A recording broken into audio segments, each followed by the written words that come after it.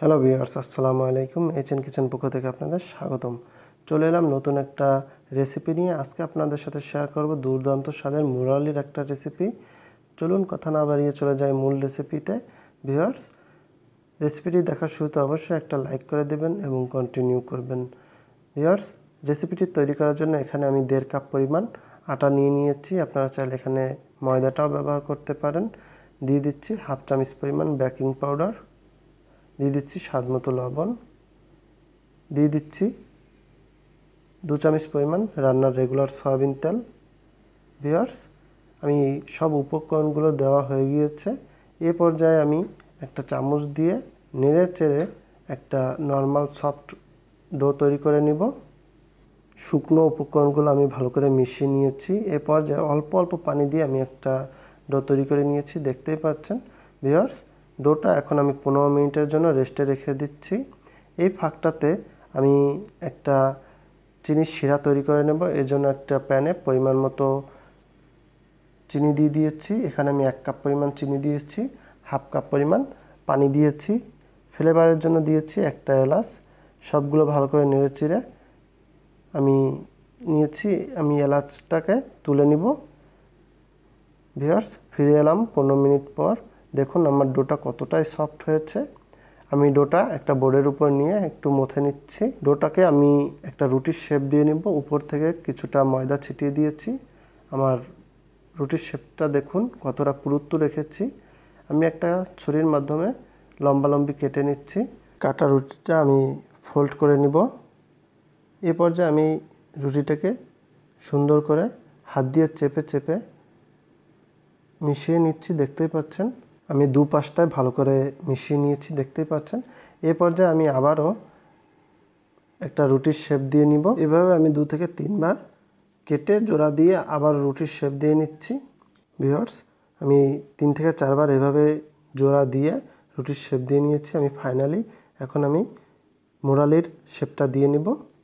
এজন্য আমি রুটিটাকে ভালো করে জোড়া দিয়ে নিয়েছি। দেখুন, চাকুর মাধ্যমে এটাকে আমি সাইজ করে নিচ্ছি। আমি লম্বালম্বিভাবে কেটে নিব।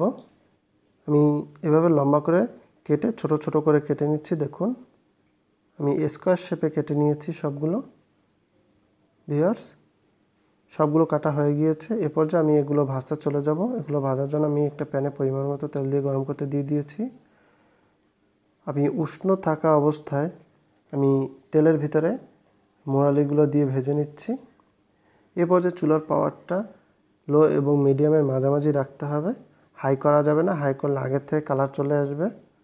দেখুন, আমি সবগুলো ভালো করে নেড়েচেড়ে ভেজে নিচ্ছি। সামান্য পরিমাণ তেল উপর দিয়ে ছিটিয়ে দিচ্ছি যাতে সম পরিমাণ তাপ পায়। সবগুলো উল্টিয়ে দিয়েছি আমি। এভাবে আমি 4 থেকে 5 মিনিটের মতো সবগুলো ভেজে নেব। মুরালিগুলোতে একটা কালার চলে এসেছে, দেখুন কত সুন্দর একটা বাদামি রং চলে এসেছে। আমি এভাবে আরও 1 মিনিটের মতো ভেজে নিচ্ছি যাতে সবগুলো সুন্দর করে একটা বাদামি রং চলে আসতে পারে। ভিউয়ার্স, আমার সবগুলো ভাজা হয়ে গিয়েছে। আমি একটা ছাঁকনির মাধ্যমে সবগুলো নেড়ে চেড়ে তুলে নিব। দেখুন কত সুন্দর হয়েছে ভাজাটা, একদম কড়া করে ভাজিনি আমি।